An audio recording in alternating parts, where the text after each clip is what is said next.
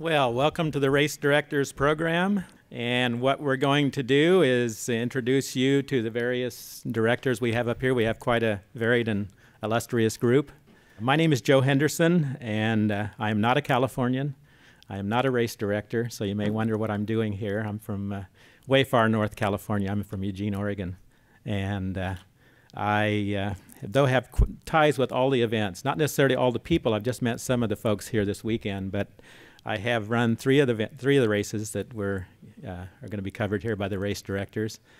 Those being Napa Valley, which I've done 3 times, and the Big Sur, which I've done once, and actually used to live very close to the Big Sur race course, and Avenue of the Giants, which I consider to be one of my all-time favorite courses.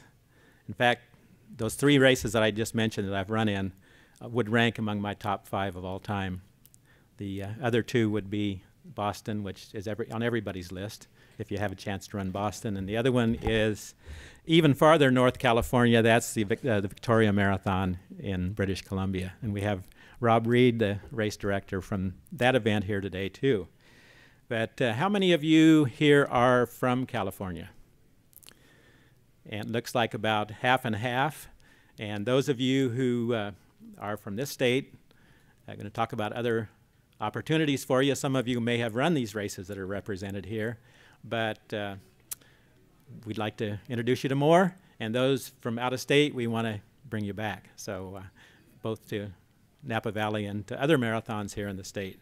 But let me just go from my immediate right down the table.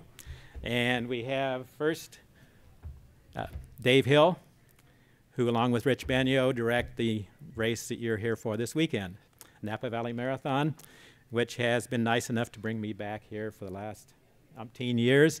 And as long as I'm able and as long as they're willing, I will continue coming back. And beside Dave is John Mansoor from California International Marathon, affectionately known as CIM. And he's been there watching the growth of that marathon for a long time. I have not run it, but I have contributed to it, meaning I entered, got injured, didn't get to run, but I was happy to contribute because it's a good cause. And I send runners, I coach marathoners in Eugene now, and I send runners down there every year to that event. Highly recommended to them. And next to John is Doug Thurston. And Doug is in his 2nd year now as director of the Big Sur Marathon. But prior to that, he has about 30 years of experience directing other marathons, both in and outside of California. And next to him is Gene Brtalik. Did I get that right, Gene? Thank you. Okay. Gene, I just met this moments ago, but he directs the Oakland Running Festival. The only one of the events here that doesn't have marathon in its title, but it does have a marathon. So we will probably get into that in the questions of the event, most events now being more than a marathon, other distances as well. And last night I met the director of the Avenue of the Giants Marathon.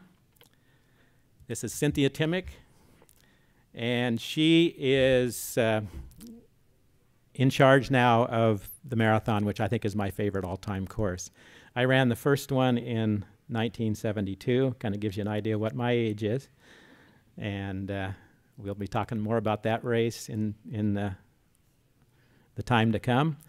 And at the end of the table is Les Wright. And Les directs a marathon that is in way western California, the Maui Marathon. But we're here to talk about the Lake Tahoe event, which marathon doesn't even begin to encompass what they do at Lake Tahoe, because it's not only a one-day marathon event, but there's a whole lot of others, and we'll give Les a chance to talk about that. But before we get farther into the program, I want to thank these folks for all they do. It's nice for me and for you to put a human face on the events, because race directors often are unknown or little known to the people who are running the event. And often, on the other hand, race directors only hear from people when something goes wrong. People are quick just human nature is that people are quick to criticize and slow to compliment. So it gives us a chance to compliment today. These are the people who do all the worrying so you can do less worrying coming to an event. They're the ones that get less sleep on the night before the race than you do. So what we'd like to do is have an opening statement from each of the directors. And this is kind of like the presidential debates, I guess, or being in the courtroom. And it won't necessarily need to be a long one, but every race is different. All of them, all marathons are 26.2 miles or 42K. But every one has its unique aspects. I remember back 20, 30 years ago, every new race wanted to be the next Boston. And that was really foolhardy because nobody could be the next Boston. Only Boston could be Boston. And races started then realizing that and creating their event around the beauties of their own course, their own locality, and so on. So what we'll do is just, they don't know this, but I just, because of where I stand here, I get a chance to pick who talks first, and that's the pressure's on. But we'll go in the order that the race is being conducted this year, chronologically. So obviously, 18 hours from now, the Napa Valley Marathon will run again. So Dave Hill gets to be first up with his, he's going to sell you on his race and why you should come back next year. Thanks, Joe. We'd like to welcome everybody to the Napa Valley Marathon. Rich and I enjoy putting this on every year. We enjoy having everybody come to the Valley. We're probably the smallest marathon here in terms of participants. We are 2,800 this year and go to 2,900 next year. We are a niche marathon. We are very small. We are retro. We're being dragged, pulled, and cajoled into coming into the 20th century, not let alone the 21st century, but we have gone to chip timing, which is a step forward. We enjoy having people come to our valley and see what we do and how we do things. And Joe said we'll get less sleep than most of you, but I'll sleep very well tonight because of the pre-planning that Rich has done and that I've helped out with. And we just, things are going very smoothly. This is, we're about 36 hours into our cycle here, ending tomorrow afternoon. And the biggest problem I had was to decide whether I was going to use 2% cream in my coffee this morning or half and half. But quite frankly, we enjoy having all of you people here, the participants as well as the additional race directors. And welcome. If you have a problem, please let us know immediately, and we'll do what we can to correct it. Thank you. And next up in the order of events, meaning the person who's getting worried the most at this point probably for his event, is Gene. And before I turn it over to him, I will say that although I haven't been to your Oakland Running Festival, my son lived on the course for about 10 years, so I've run many a mile around Lake Merritt and that area. So Gene, his race is coming up in March, later in March. Thanks, Joe. I'm Gene. I'm the race director for the Oakland Running Festival. Judging by the panel, we're the new pups not only in race and me being the race director. This year is Oakland's 5th year. It always takes place on the 4th Sunday in March every year unless Easter falls on that Sunday, which in 5 years Easter hasn't fallen on that Sunday, but we'll probably just have to move the date when Easter does happen that weekend. Like Joe said, we're the one race up here that doesn't have marathon in its title. We're the running festival for the simple purpose of we feel that if we put marathon out as our name, people get scared off and they won't want to run. So by putting running festival out there and showcasing the full, the half, the 4-person relay, 5K, and kids fun run, it makes it more inviting to runners of all shapes and abilities. The one thing that has made us unique is we were a new race in a new city. Oakland hadn't had a race in 25 years, and I found out that John was one of our big winners, or the previous management's winners 25 years ago in 1981. We brought it back 5 years ago. We also have great crowd support. One thing about putting on a marathon in a new city, you never know how the fans and the citizens are going to react. They can react negatively and not want the race to come back, or they can react positively and come out and cheer on all the runners. And as the first year was winding down, all we heard from the runners running through Oakland was we can't believe how many fans came out for our first year event. Usually it takes 3 to 4 to 5 years for the fans to really want to come out, and for all the fan feedback in the first year has made us one of the better marathons in the Bay Area. And in 2013, competitor named us the best marathon in the Pacific Northwest region, excuse me, as voted on by the fans. So our half course is fairly flat. As a race director, I never like to say the course is fully flat, because then there's one hill and the runner finds me after the race and says, you said it was flat, and there was a hill that was 100 feet, and then your course wasn't flat. The first half is a little bit challenging, but part of the reason is we have a view at mile 11 that lets you see both San Francisco, Oakland, and all 3 bridges, depending on the weather. And depending on how far you are into the race. Obviously, the fog in the Bay Area limits visibility at certain times, but on a good day, from our vantage point, you can see the Bay Bridge, the Golden Gate Bridge, Alcatraz, and everything the Bay Area has to offer, which is part of the reason why we run up that high. And logistically, we do 5 races in one day, so my head spins more on race day than it does the night before, because the timing has to be exact to make sure there's no overlap. But as we hit year 5, and as some of the other race directors have said, you now sleep easier the night before. Most of your headaches happen the week leading up to it, and Saturday you hope you get some sleep, because race day you're usually waking up at 4 a.m. and you don't go to sleep till about 9 p.m. that night. But once again, we'd invite you to run Oakland the 4th Sunday every March. We've got a different race for anybody who wants to be involved, and you can work your way up as many of the runners have done throughout the years. Back to you, Joe. Well, Doug, I'm glad we get to see each other again. I've seen you in several different roles over the years, but Big Sur, as I mentioned earlier, is one of the real plums. Don't try to enter this year. In fact, you don't ask any of these people for a free entry or waiving their entry limit numbers. But Doug, welcome to your new role, and the floor is yours. Thanks, Joe. And we are a popular event, as Joe alluded to. This is the 29th Big Sur Marathon, the end of April 27th this year. It's my 2nd year as director. We did sell out for this year's event in 59 minutes. When we opened registration up last July. Our marathon's limited to 4,500 participants. We have 5 distances on race day: a 21-miler, 10.6-miler, a 9-miler, a 5K, and a 5-person marathon relay, all held on the same course on the same day. So we try to offer a little something for everybody. And all those distances but the 9-miler and the 5K are also sold out for next month's race. Obviously, we're a destination race, as some others are here. We also tell our runners that the course is flat. Now, we know it's a challenging course. We try to prepare them for the wind, for the hills, for the camber of the road. The Highway 1 between Big Sur and Carmel wasn't built for running on. It was built for drainage, and it follows the contours of the hillside. So it's a beautiful course, but there are more cows than people on the way, as it's pretty isolated. We often refer to it as the largest rural marathon in the world.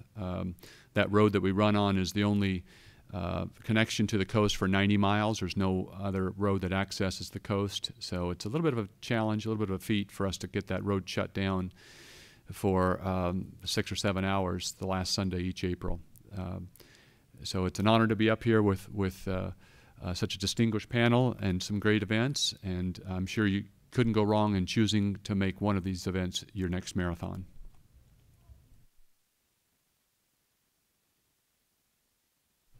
And Big Sur beats out Avenue of the Giants by 1 week. I'm involved, or have been involved in previous years with the Eugene Marathon, and it is either on Big Sur weekend or on Avenue of the Giants weekend. Now Eugene has moved to a later date, and I'd like to get back to one or both, ideally both. But Cynthia's race is probably somewhat different than the others. It's still a club-oriented race, club-managed race, as is their sister race, the Humboldt Redwoods, in the fall. But they have, the one thing that they have going for them, along with many others, is that it's a priceless course. Well, thanks for that introduction. Our course isn't flat. We go out into the majestic redwoods, which I find very inspiring. You're not going to see any fans because the road is closed, and so are both the turnaround points. So it's pretty hard to get your family out there to cheer you on, or anybody else you might know. But the runners are there, and they cheer each other on, and we have a really great course. We have a beautiful group of volunteers. We try and put out some nice swag. Our biggest problems are we have no electricity, no building, no water. Everything we bring with us to the course, because we literally stage in a parking lot on the side of the road, but we run through Humboldt State Park, Redwood State Park, and they're very generous with us as far as allowing us to mark the course well, and we have a huge parking lot right there, right at the start, and we've never really had any problems with fitting everyone into that one location. We are capped at 2,500, so we're slightly smaller than Napa. But I did bring some information. We do still have some openings in our marathon and our half, so feel free to stop by the table over there if you're interested. It's on May 4th. We're always the first Sunday in May. Unless we can't say you have a marathon day.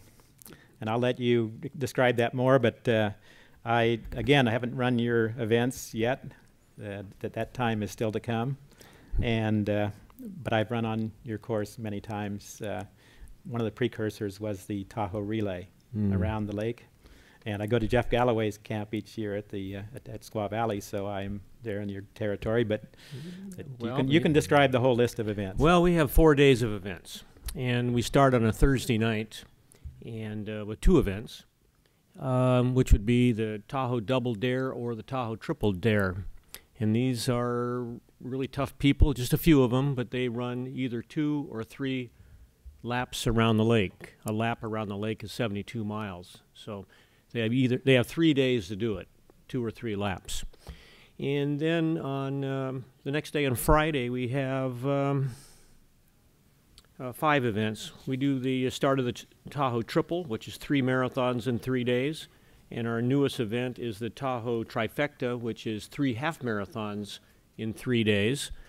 And they run at the same, they start with the marathons, but then they'll stop halfway down the course. And we also, on Saturday this year, we're changing it around a little bit. Every year we change something. We add and eliminate, but mostly add. But this year we're switching some events around. We're going to do our swim events on Saturday instead of Friday. Our kayak, our swims, our stand-up paddle boards, and our kids' races, and our 5K will all be on Saturday. On Sunday, we have early start marathon, half marathon, 20-miler, and a 10K. So we keep pretty busy.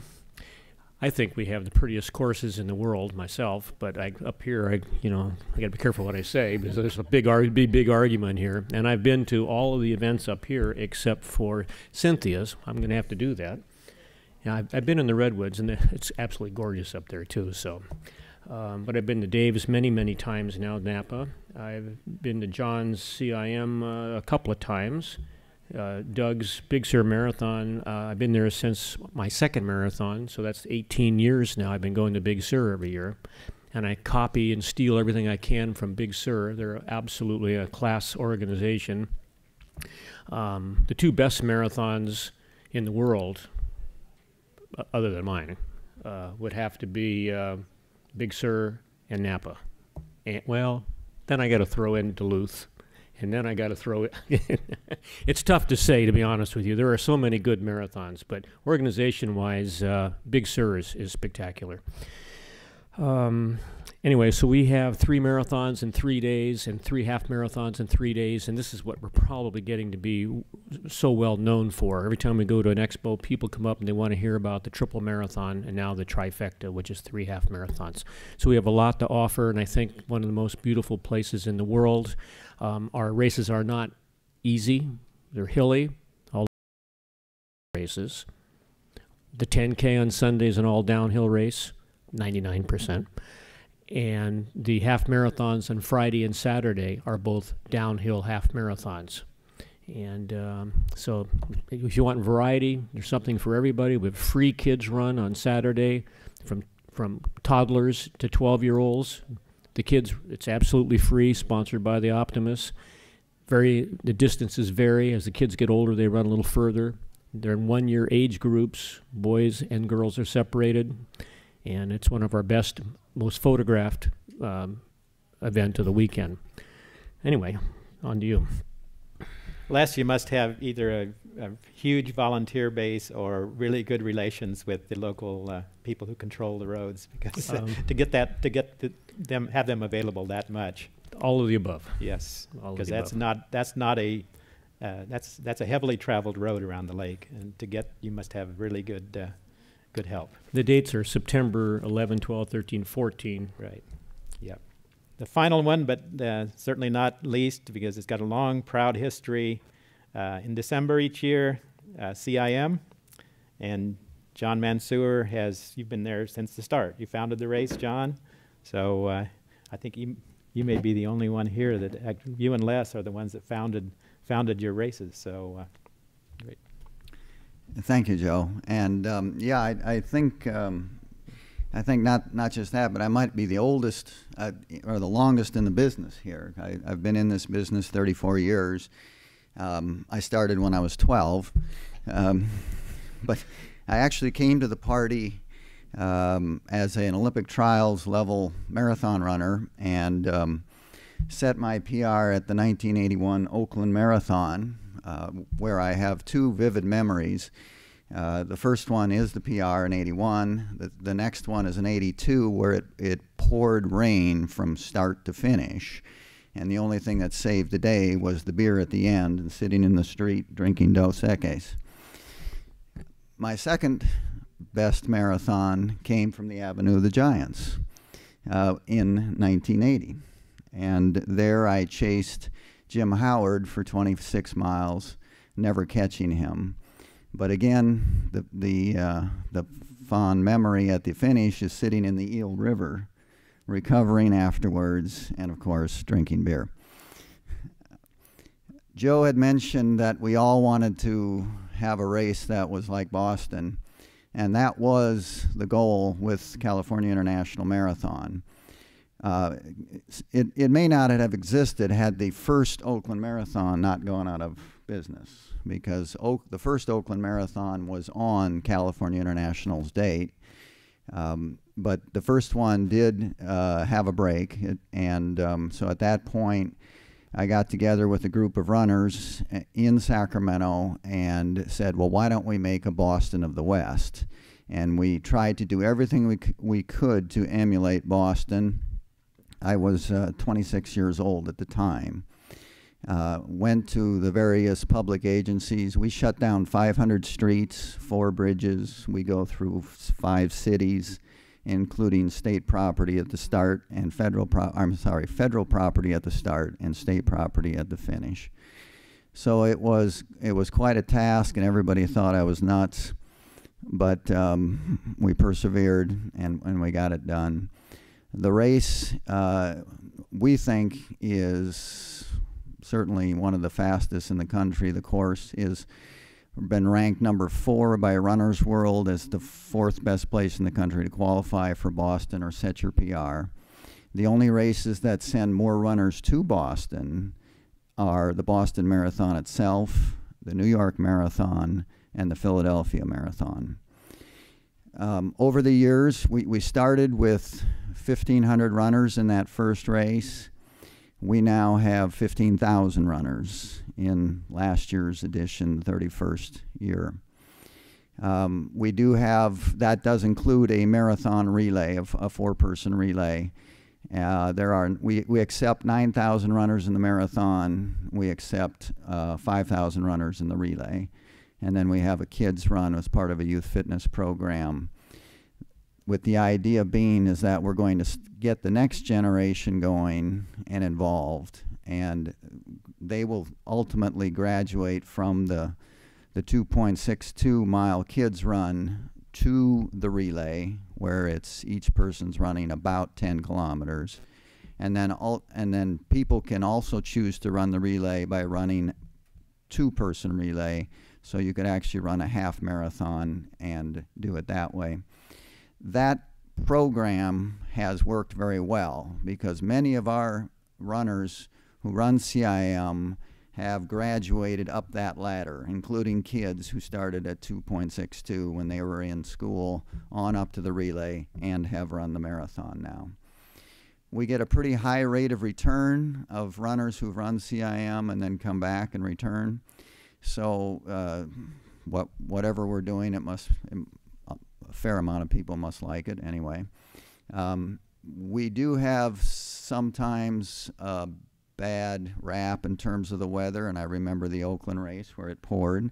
I actually ran CIM myself twice, and over the 31 years, we've only had rain 4 years, but when we get it, it's a hell of a storm. So that seems to color people's thoughts in terms of the race, but 27 years we've had really great weather, and people do quite well. So anyway, it's something that again, we did our best to emulate Boston, and at times we've actually used that in our marketing as the Boston of the West. Well, last year I think was the rain, the big rain, right? It was at 2012 maybe. I can't remember. Yeah, this most recent edition, it was 22 degrees at the start. It was cold, but it was sunny. Yeah. The previous, which is the last year I directed it for 30 years and then retired. It was one of those big storms. Right.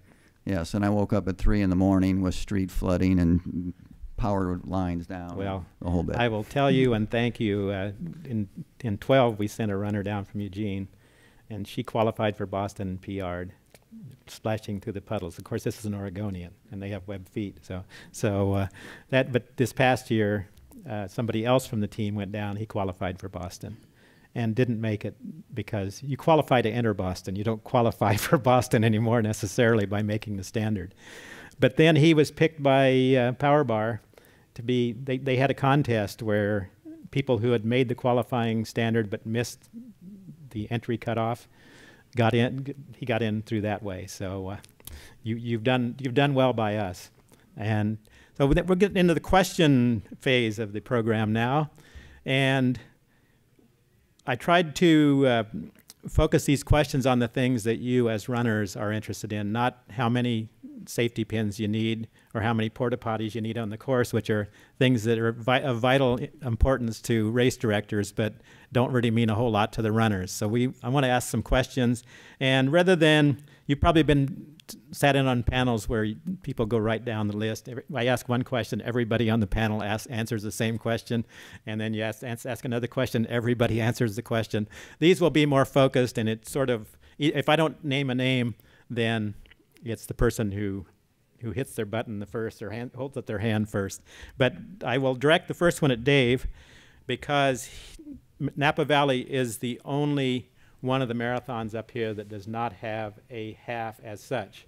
And CIM, as John just said, they do have the two-person relay. But Napa is one of the few now, I can't really call them holdouts, but one of the purest kind of races that hasn't yet had a half. What is the reasoning behind you not adopting what a lot of other races have adopted? Well, Joe, I think we have a couple reasons. The first reason is that we do a marathon and we do it very, very well. The second reason is that we're a point-to-point course, and going north and south on the valley, we have these feeder roads, and logistically it's very, very difficult to get runners to the half marathon point if we're going to go on the same course. But I think, thirdly, I think the half marathon would suck the life out of the marathon, quite frankly, in our case. And we just do the marathon, like I said, very, very well, and that's our niche, if you pardon the expression. So maybe that's not the answer you wanted to hear, but no, that's kind of, and Rich can jump in anytime he wants and corroborate or disavow everything I've said. And there is a 5K here, but it's not on the same, it's just a little bit of the same course, but it's not on the main highway. A little bit of the same course. We start and end the 5K course, which is put on by the Greater Kiwanis Club of Napa. It starts and ends at the finish line of the marathon at Vintage High School. It goes out 1 point, how far, Greg, is half? 1.55 miles, and then turns around at Salvador Avenue, comes back along Big Ranch Road to El Centro Avenue, back to high school. They do a real good job. They start at 8 o'clock in the morning. We start at 7, so all the runners are off the course by the time our first runner comes in. Mm-hmm. Can I follow up? Go right ahead, Gene. My company is started back east. It's the company that does the Baltimore Marathon, and when we launched Baltimore, we were always going to be 2 weeks before Marine Corps and 3 weeks before the Philly Marathon. So the only way for us to attract runners the first couple of years was to offer the half alternative, because if you live in the DC metro area, you were going to run Marine Corps. So it was hard to pitch a marathon in a city such as Baltimore that's reputation isn't as highly thought of as DC. So our alternative was, if we do the half and do the full and do some other options, we'll slowly recruit runners to run our full. And that's part of the reason why a lot of us started halves or have them as part of our races, because of races like Napa, CIM, Avenue of the Giants, and Lake Tahoe and Big Sur.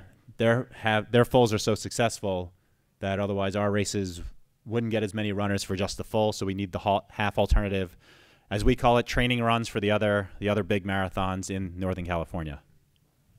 And as I mentioned, I'm involved with the Eugene Marathon, and there the half is about 2/3 to 3/4 of the field. And I think that's probably pretty much true in other races, where the majority of runners, when there's an option of the two, the half is usually the larger event. But the value I see in it is that it's a stepping stone toward the marathon also. And instead of somebody making this huge leap, they can go by stages. They can, if it offers 5K or a 10K or a relay, then you can just go up by stages. There's still a big gap between the half and the marathon that nobody has really filled, as far as I know. But Les, you had a comment. The Lake Tahoe Marathon started out with 4 events the first year in one day. And we don't have sponsors. We don't have any cash sponsors. All of our expenses are paid by runners and their entry fees. And you'll notice on our race shirts, there's no sponsors on our shirts. We have just a race shirt that we call it an art piece ourselves. Mm-hmm. But we gradually had to add events to our weekend to pay the bills. Mm-hmm. And so when somebody comes to Lake Tahoe, they can bring the kids up to run the free kids races. Mama or Papa, grandma can do the 5K or the 10K. So we offer a lot to bring a lot of people, bring families in big groups to Lake Tahoe. We used to have a bike race until this year. Now we've moved the bike race 2 weeks later and having a whole new bike event by itself. But for us, it's paying the bills is why we have a half marathon and all the other events. Mm-hmm. Most of you have races that are filling up very quickly. Doug mentioned less than an hour for Big Sur. And any other rest of you want to comment of how long it's taken your events to fill? Yeah. With Cal International, and this is even though we were adding an additional 1,000 runners to the cap each year, it was filling a month earlier each year. So for the last 5 years, it went from 5,000 runners to 9,000 runners, and in each of those years, it was a month earlier. So it's now filling in July, when it used to fill in November, and it's now almost twice as many runners as it used to be. Anybody else? We usually sell out around race weekend. We're learning that the West Coast runners all wait to about the month before and what the weather forecast is before they determine what race they're going to run. The first year of our event, 2010, we had about 500 people waiting outside the expo before it opened, and my staff was asking what was going on. And it turned out everybody saw that it was supposed to be sunny the day of the race, so 500 people were waiting outside to sign up. We had done Baltimore for 8 years at that point, and we have a 2-day expo. We had never had 500 people sign up during the 2 days of the Baltimore expo. and we had lines around the hotel, and the hotel was asking us when the line was going to die down. So now we've tried to prepare and put in different measures to sort of encourage people to sign up at least the week before rather than the day of, to process, as many of the directors know, to process 500 runners the day before a race when you've tried to plan exactly for how much water, shirts, etc. you were going to need on race day. It makes it hard to suddenly factor in, oh no, another 500 people signed up. Do we have enough water to cover the 500 people? And enough t-shirts. What we have done here, we're selling out earlier every year, and we don't add 1,000 like John is doing. We add 100 every year, and we're at 2,800 this year and go to 2,900 next year. The challenge that we have is that we're selling out earlier every year also. However, our registration will open April 1st, and we'll sell out, like this year we sold out the middle of November, and I anticipate selling out earlier in the year, even though we've added 100 participants. One of the challenges we have is that we'll get an email, a flurry of email. We have 4 different prices, and the people will write an email rather than signing up. Well, how many entries do you have left? How much? And they'll wait till the last minute. And all of a sudden, the race entries close. Now, the past couple of years, we've had charity entries where we bump the price, but all the over and above the normal entry fee goes to charities right here in the valley. And the challenge is that we had a set amount. Well, we sold the set amount plus an additional 40 or 50 entries before we could shut off the tap to clear it for this year. But the interesting thing is people will wait until the last minute. I have my reservations, I have airfare, I have a car rented, and I have all these arrangements, but I forgot to sign up for the race. And since we sell out, we don't have a challenge, and I get the registration questions related to I didn't get in, and they'll call me, they'll call Rich, they'll call somebody else, one of you folks maybe, and ask you to call us and see if they can get in, and we just don't have a choice because our race is constrained somewhat by the permits we have with the County of Napa, Caltrans, the Highway Patrol, and other regulatory agencies, because we do close down a major highway here, as Doug does. And it creates quite a problem. And the other thing is that we don't want to disrupt our neighbors here in the valley, so that's a very sensitive issue with us. So. We didn't always sell out at Big Sur, and a few years ago the race didn't fill, and then it got a little more popular, and now of course it sold out in July. So it's quite a commitment to enter a race more than 9 months ahead of time. And you had to be at your computer at 7 a.m. Pacific time on July 15th, and it filled in 59 minutes. We're going to change that policy a little bit for next year. We haven't announced it yet, but it won't all be first come, first serve as it was this year, to kind of accommodate that. And we all get the stories, and some of them are very emotional, why people still want to enter the race and things like that. And it's tough. It's tough to none of us wants to say no. We always want to say yes. We're in the customer service business. And the saying goes, the customer is always right. But we have a permit. We have a limit. We have space at the start line that hasn't increased in 30 years, and the road width hasn't increased in 30 years. So we can't accommodate more people than what's comfortable. So we're looking at some creative ways to do it, and yes, it's a good problem to have in that sense of supply and demand. And we have a booth here at this expo, and we'll go to a dozen different expos this year. I'll be in Oakland promoting our event, and I'm sure I'll hear in Oakland the same thing I hear today, which is, if your race is sold out, why are you here? Why are you promoting a sold out race? And of course, it's a chicken and egg. It sells out because we promote it. There's always still people who haven't been to Big Sur, who don't know anything about it. It's a bucket list event. I worked with John for many years, and there were many years back when CIM had only, 3,500, 4,000 runners, and it didn't always, sell out. So you never know. Things go in cycles.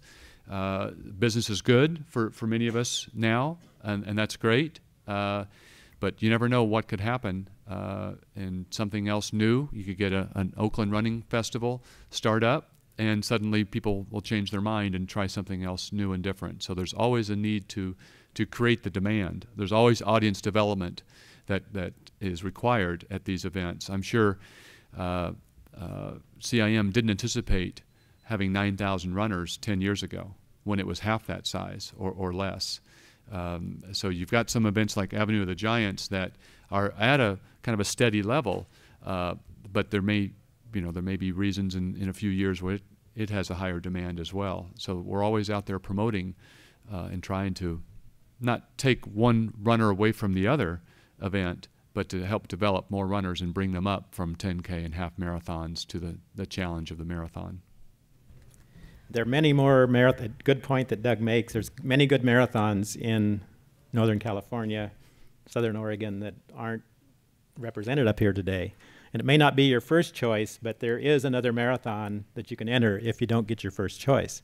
But I think that I'm an old school guy, and I used to be one of the people who would wait until the longest training run was done until I entered, because I wanted to make sure I was ready for it. You can't do that anymore. And now as a coach, I have to look farther than 6 weeks or 3 weeks or 2 weeks ahead. I have to look 6 months, 8 months, because we have a 4-month training program. In other words, most of these races that our runners want to do are full before the training even starts. So that's forced me to look farther ahead and to, when we are signing people up for the training program, we ask, what marathon have you already entered, rather than what marathon would you like to run? This raises the question, though, that many of you can answer, is what's your attrition rate? As the cutoffs become earlier and earlier, how many people do you lose before marathon day? Yeah, we 6 or 7 years ago, my board and California International Marathon is organized by the Sacramento Running Association, which we created from the beginning. It's a not-for-profit organization, and it was an organization comprised of runners. And so over all those years, we had a lot of input from the running community. And back to the Oakland race, the last time we allowed expo registration, we had 800 people sign up. Same thing, all waiting on the weather. So it was a really difficult thing for us to then the next year say that we just can't handle that anymore. We can't handle it logistically. We just can't plan for it. It creates chaos amongst the people who've entered ahead of time. And so we made a very hard decision to eliminate expo registration, which prevents Joe from doing his last long run.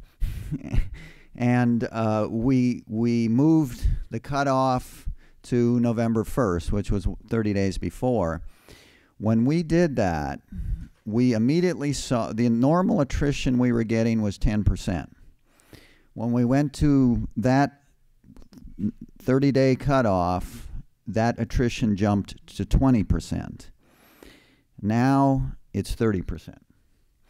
So clearly what's happening is people are entering and then either not getting their training in or not healthy or whatever. We'd love to be able to find a way to then say, okay, now that we've got this bunch of people who can't make it, we've got room for more.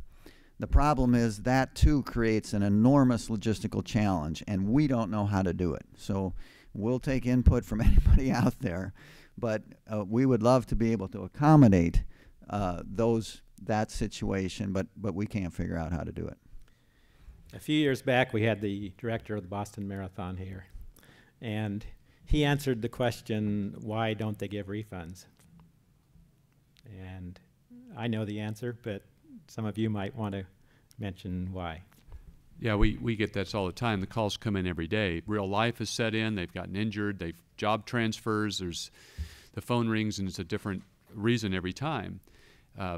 What our typical response is, it is an industry standard, and the reason why is, we've already bought your medal, your shirt, we've already planned for you. So in a sense, we've already paid for you whether you show up or not. And to give you a refund in some ways costs us more than it costs us more if you don't show up and we have to process a refund and try to get somebody else to fill your place who may want a different size shirt, so now your shirt size goes unused, etc. So it costs us more if you don't show than if you do. It's a tough call to make often, and my staff will often defer those to me. And you hate to be the Grim Reaper, but it is very clear when you enter too, as most of you know, that it is an industry standard that there's a no refund policy. Now, you also probably have seen the last year or two there is insurance that people can buy. It's a third-party insurance. It's $7, and when I enter my own events for myself, I pay $7 because I never know what's going to happen too. I'm scheduled to run tomorrow. 2 weeks ago, my hamstring acted up on me. I hope I can make it tomorrow. But when I enter a race, I want to make sure that, for $7, why not take the insurance policy? And so that's the first thing we ask people when they call. Say, well, did you buy the registration protector? And they say no. I'm like, well, we're sorry for your situation. But about 20% is the attrition that we get, similar to some of the others here. And of course, we factor that in with our shirt buys and our medal buys. We don't know what 20% isn't going to show up, but our bus capacity for a point-to-point course, et cetera, those are the historic numbers. They go up and down sometimes depending on weather, but that's our typical numbers. Doug, we parallel pretty much what you folks do. We do give the opportunity to mail you your bag, your shirt, and anything else that goes with it, but we also offer you a chance to defer. And that's a bad word when we're talking this, but by the same token, we also have to apply a penalty to that, and we think it is the investment in the following year. So we do that, and we do allow it. Now, out of the deferrals, we get about 60% of people come back, but we allow only 1 year, and that's it. With Avenue of the Giants, our biggest problem is actually we will sell about 10% over our limit, because we know there'll be about a 20% attrition rate. But then our other problem is our hotel and our actual hospitality where people can stay. So we depend on people to actually sign up earlier than when we sell out, or at least book their hotels, because you're not going to have anywhere to stay if you don't have a hotel at the state. Mm-hmm. You'll be lucky to get a campground and throw your sleeping bag on the ground somewhere. So that's one of our biggest logistical problems that we have. Now, all of you are well aware of what happened in New York a couple of years ago with the big storm where they canceled.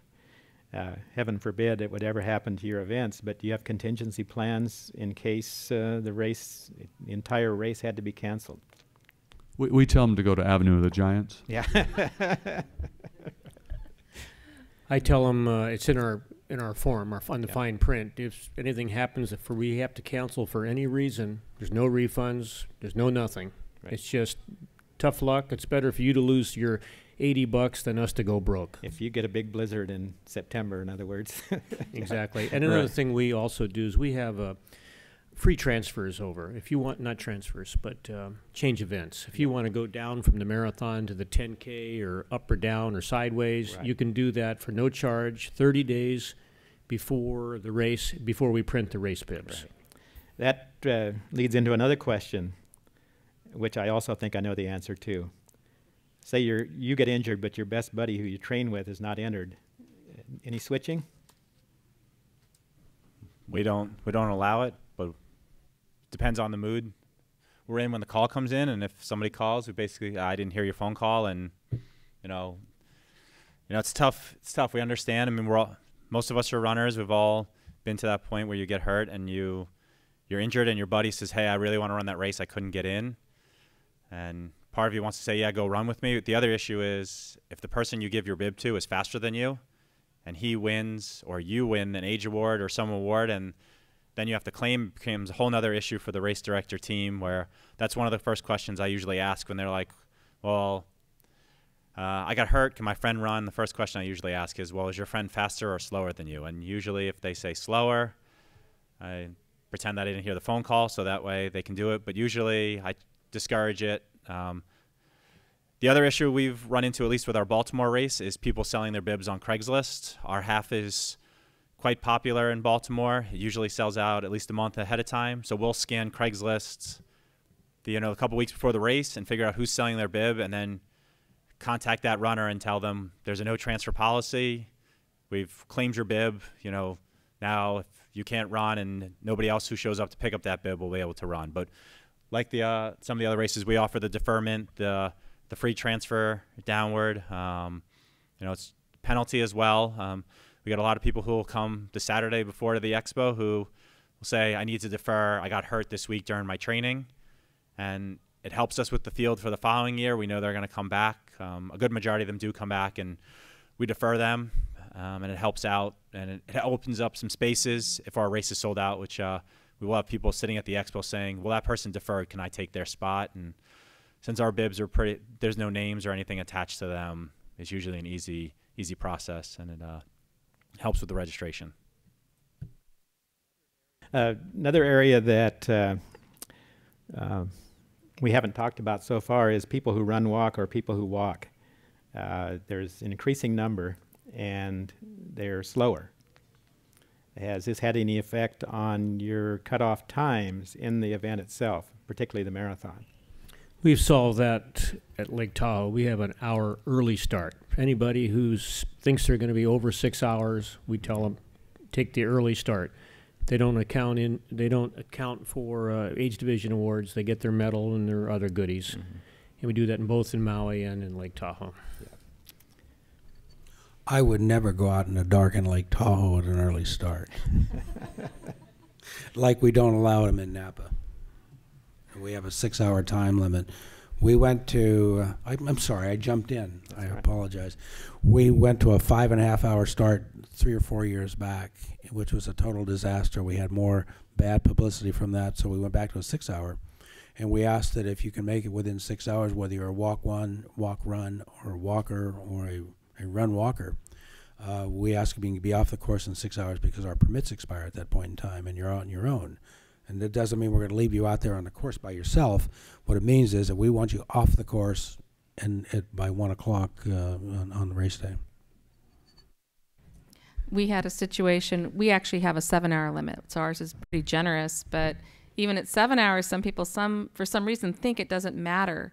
And I had a couple of runners still not in, and I decided to drive the course to find out how far away, if they were just, half a mile. And I found one of my ladies sitting on the ground, eating an apple, looking at the river, telling me it's fine, just leave. I'm like, you don't understand. We have insurance. We have responsibilities. You need to come in. And then if you're not there at the finish and they've taken way over the time limit and you've tried to let all your volunteers and medical staff go home, they're like, why wasn't there anyone here cheering us? Why did you take down the arch? And I'm like, okay, it's 8.5 hours now. I'm at my last straw. I've thrown away all my garbage. I've done all my recycling. I've cleaned the whole course, and you were supposed to be here. So it's a tough one because it's really, sometimes they won't even let you put them in a car. They won't let you pull them off the course. But you're still responsible, I think, legally. Well, Rob Reed is still, I don't think he's in the audience now, but at Victoria they have a nice, simple, neat way to handle people in the early start. Some people just would like to take the early start, it's cooler, I can get done sooner, I can have my breakfast, I can have my beer, and they don't pay any attention to what their pace is. Well, at Victoria, everybody who takes the early start gets 5 hours. I mean, they could run 3 hours for the marathon, but they're still given 5 hours in the result or slower. So that's the way they handle that one. We only allow the organized nonprofits the early start because we know ahead of time that they need the extra time. We also tell the runners we have a 7-hour time limit for the full and 5 hours and 45 minutes for the half. That at a certain point you may be asked to just follow the sidewalk into the rest, and as long as we're there cleaning up when you finish, you'll get your medal, you'll get your goodies, you'll get whatever we have left. But it's something we have to work with the police officers in Oakland so that the first year of the event, the police officer who was following the last runner gave her an 8-hour time limit because he had sort of bonded with the last runner and felt bad that she was taking her time and didn't realize till mile 23 that she should have been asked to move off the course about an hour ago. So the second year they got a little bit more stringent on it, and we had to talk to them that you can't, at mile 11 you can't enforce the time limit, but at mile 20, if it's still like that, that's when you can enforce it. 2 years ago, we had a woman who was taking a picture at every mile marker and then at mile 5, the police officer finally went up to her and said, if you take a picture at every mile marker going forward, you won't even get to the halfway point before we have to ask you to leave. So then she stopped and started running the rest of the course. And last year, the same woman, all her concern was, because the police kept saying you need to step off the course, follow the sidewalk, is she wanted her medal. So she followed the sidewalk in. We were there when she finished. We kept an eye on her, and she got her medal, and that's all.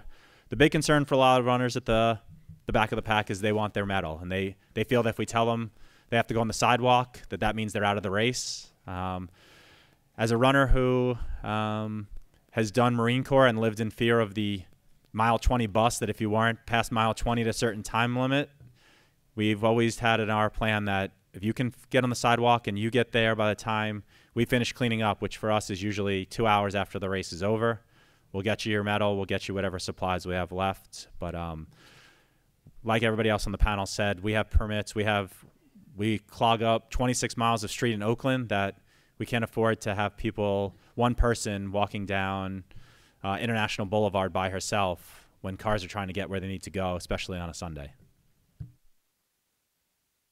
And especially when somebody's at 23 or 24 miles and they got the 1,000-yard stare and they're not paying attention to anything except the finish line.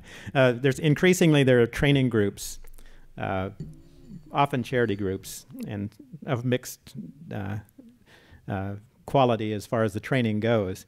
But and those are here to stay. And I'm part of a training group myself, so I'm contributing that way.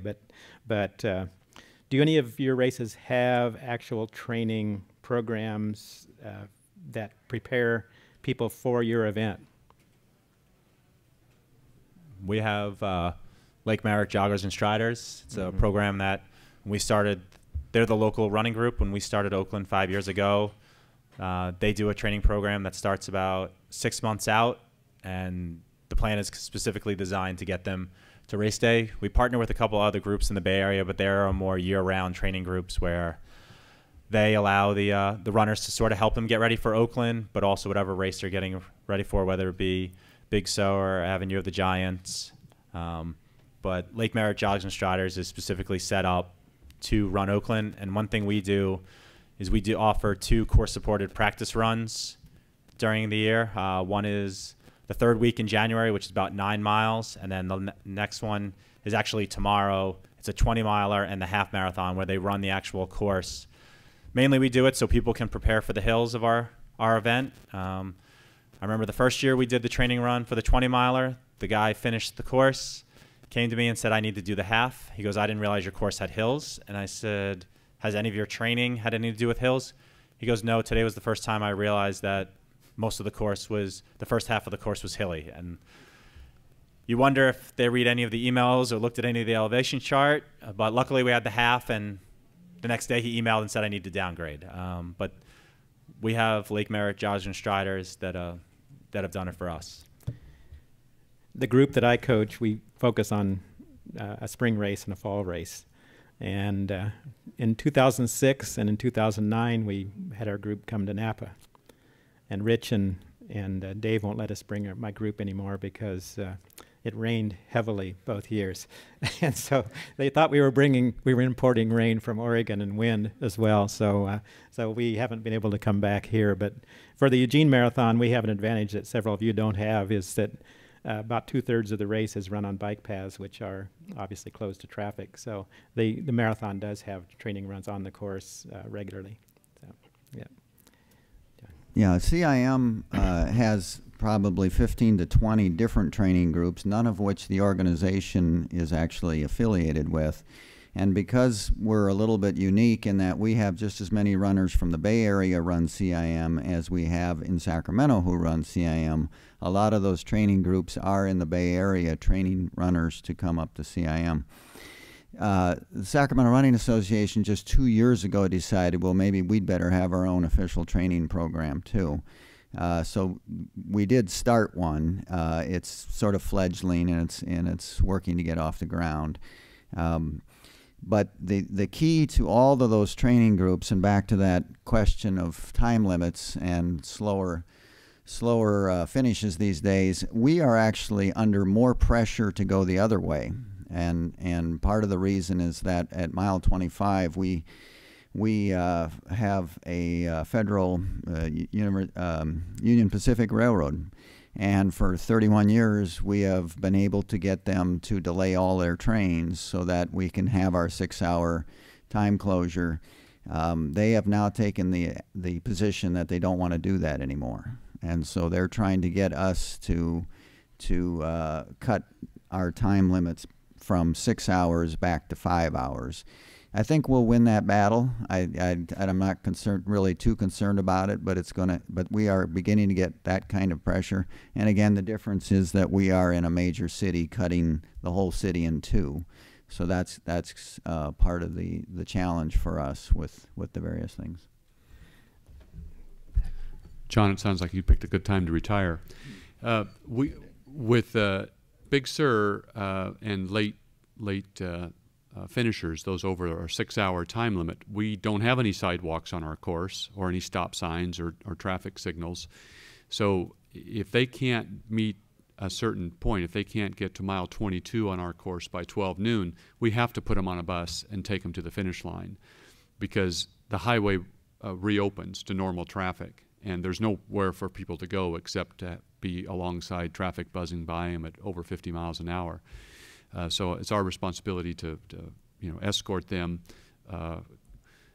cautiously and hospitably into the bus and tell them their day is over. We do give them a medal, not a marathon finish medal because they didn't finish the marathon, but we do have a 21-miler event, and they've done 22 miles, so that's going to be the closest we can get. We don't produce a special medal for those who get on the bus, but we give them a 21-miler medal, and we have a 21-mile event that has essentially the same time limit because it starts at the same time with 5 fewer miles. So if you can't do a marathon in 6 hours, we strongly encourage them to not even enter the marathon. Enter the 21-miler. They get everything but the first 5 miles, nice medal, all the amenities, and they get another hour or so to complete the event because we can't do anything with them if they fall behind the time limit.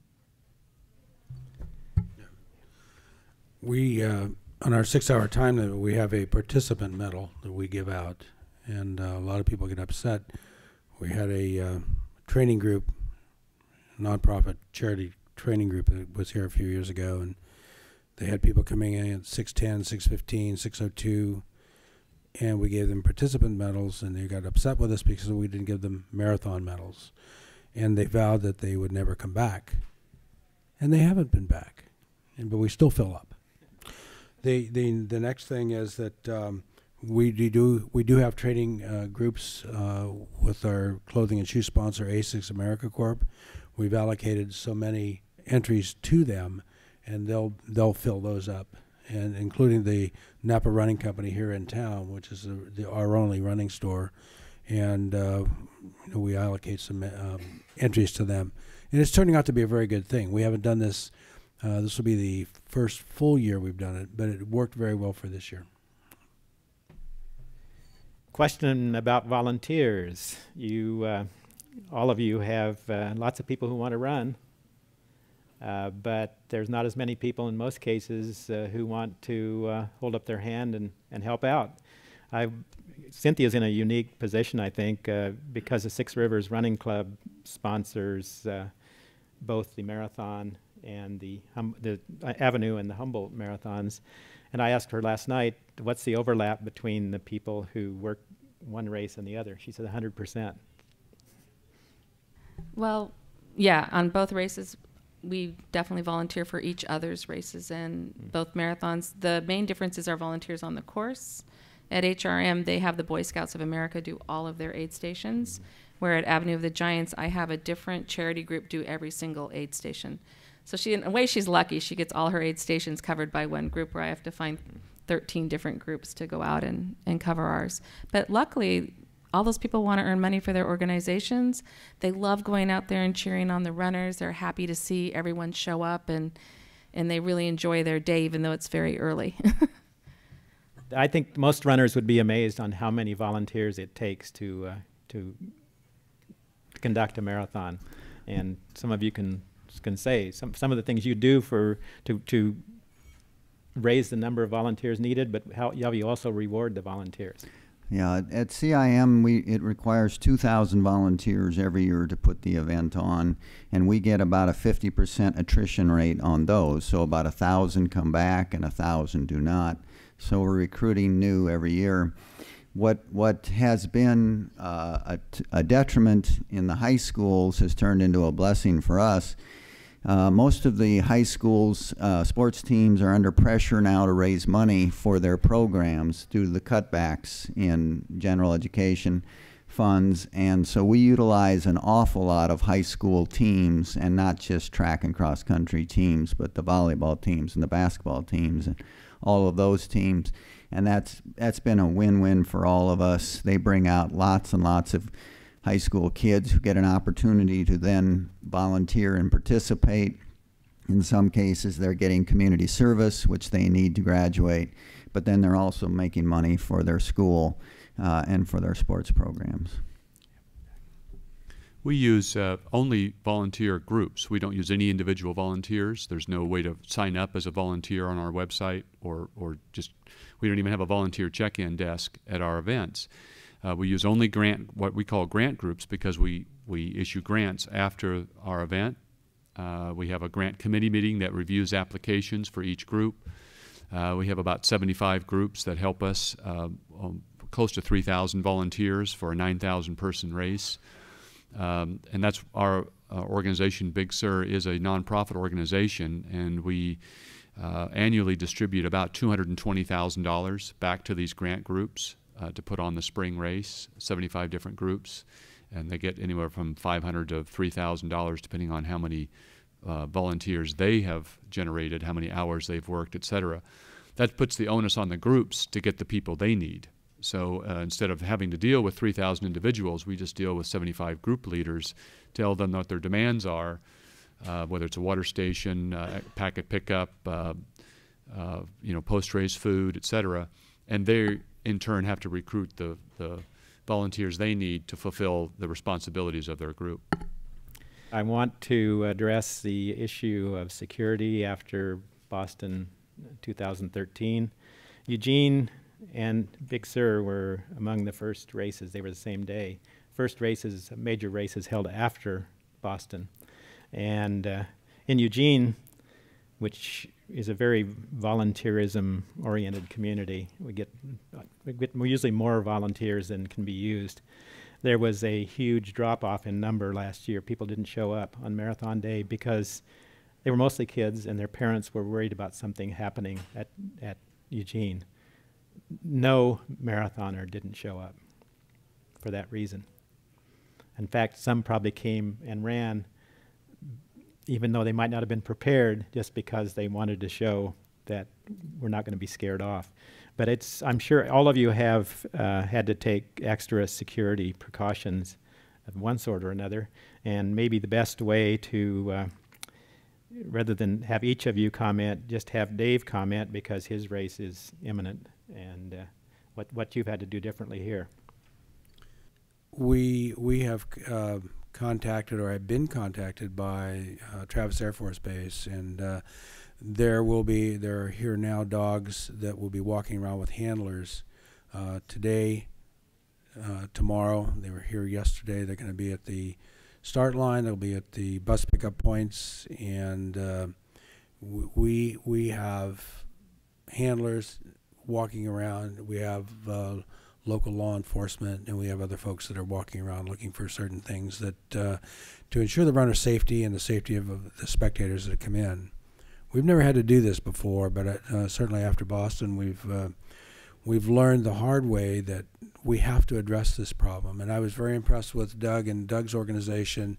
The past couple of years, you've had the big command centers, and you've had an overabundance of LE people, and also safety personnel, and we kind of, once again, I hate to say that, but we kind of plagiarized and gone forward with it. But we have a responsibility to you, the runner, and your loved ones that you bring in, the spectators, to make sure that you are safe, and we've done that.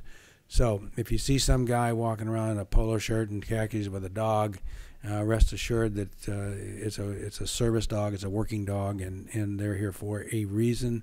There are other people that will be walking around that you won't know who they are, but we've tried to do everything we can and being very, very low key with this, because that to me that's the idea. We don't want to think that we're in a military state or a state that requires this, but this is a different world we live in today, and we have to address it, and it's our responsibility to do so.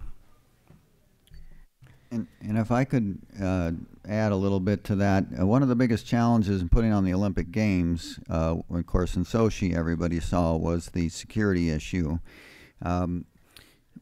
I had to experience that firsthand because I do double duty in track and field. I'm the regional director, and we put on the Olympic track trials in 2000 2004 before Joe took them away from us and put them up there in Eugene. In 2000, we had a credible terrorist threat. And we had not quite Olympic level security at that competition, which was 22,000 people a day for 10 days, but very near to that. The cost is astronomical.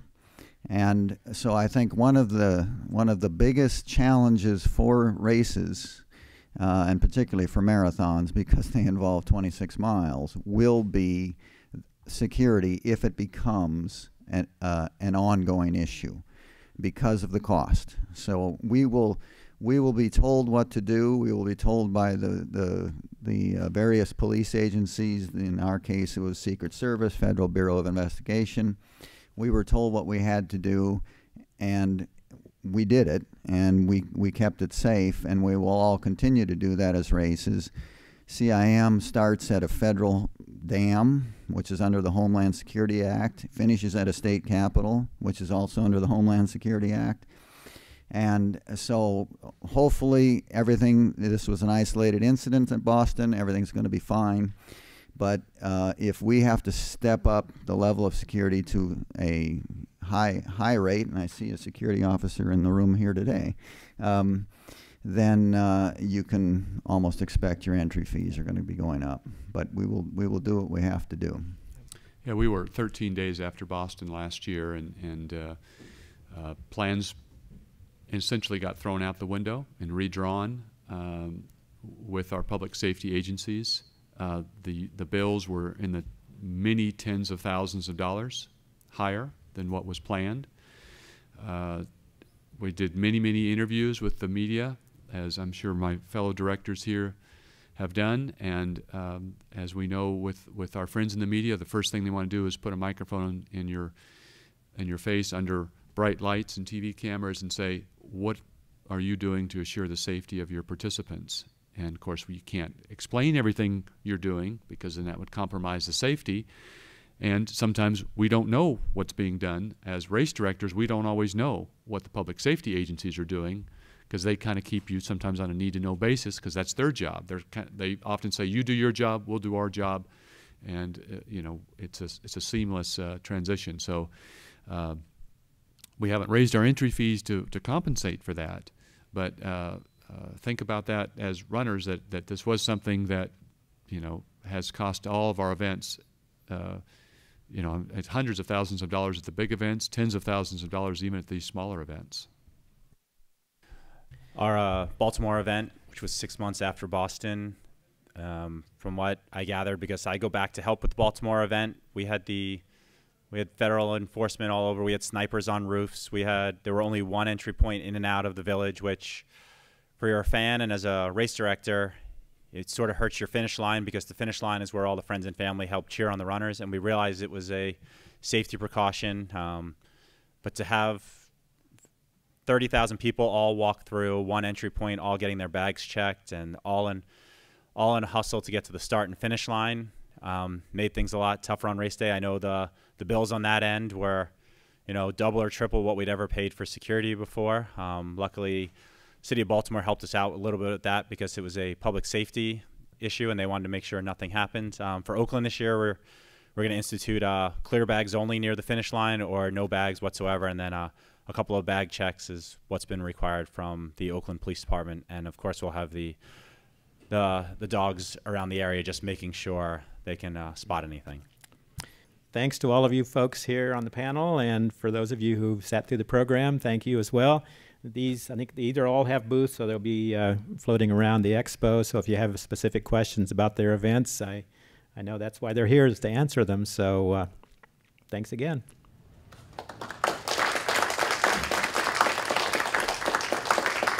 And good luck to everybody tomorrow.